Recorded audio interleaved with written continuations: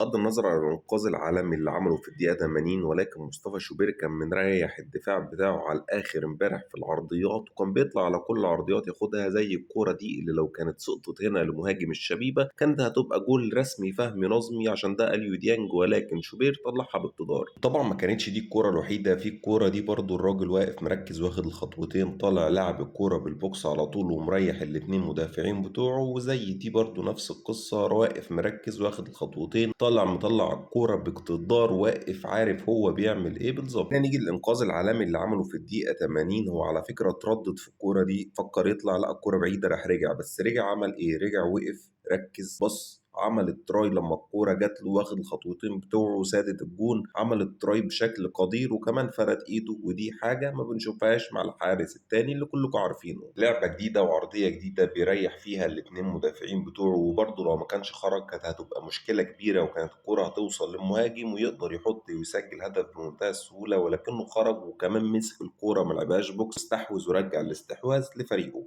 تعامل جديد هنا من شوبير برضو مع العرضية دي، ولكن هنا شوبير غلط غلطة. مين شاطر في الكومنتات هيقول لي ايه الغلطة اللي غلطها شوبير في الكورة ديت وايه اللي حصل بالظبط مش صح، ما كانش المفروض يحصل.